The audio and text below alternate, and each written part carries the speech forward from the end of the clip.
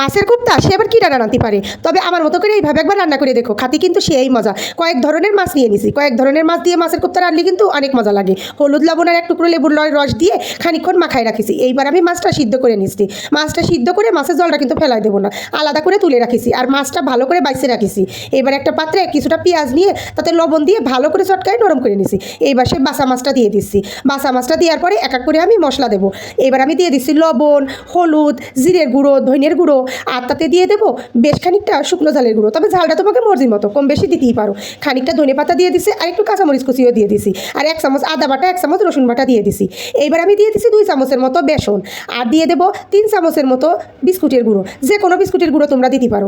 এইবার শুধু chocolate biscuit ছাড়া। এবার এক টুকরো লেবুর রস আর একটা ডিম দিয়ে ভালো করে চটকায় এটা মেখে ফেলবো। চটকায় ভালো করে মেখে ফেলার পরে এবার আমি শেপ দিয়ে নেবো। শেপটা তোমরা যে যার মতো করে দিতে পারো, গোল, লম্বা, চ্যাপটা। তবে আমার কাছে চ্যাপটা করে শেপ দিলে বেশ ভালোই লাগে খাতি।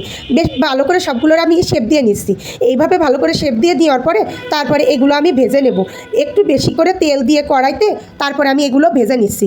বেশ লাল লাল করে ভেজে নিতে হবে। এপিট উপিট লাল লাল করে ভেজে এই দেখো কত সুন্দর লাল লাল করে ভাজেছি।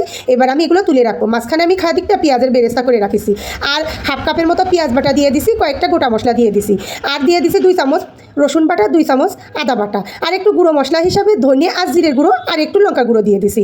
মাঝখানে আমি কয়টা চিনি বাদাম বেটে রাখিলাম, সেই চিনি বাদাম বাটাটাও কিন্তু দিয়ে দিছি। এখানে তোমরা কাজু বাদাম বাটাও দিতে পারো। আর দিয়ে দিছি 1 টেবিল চামচের মতো টমেটো সস।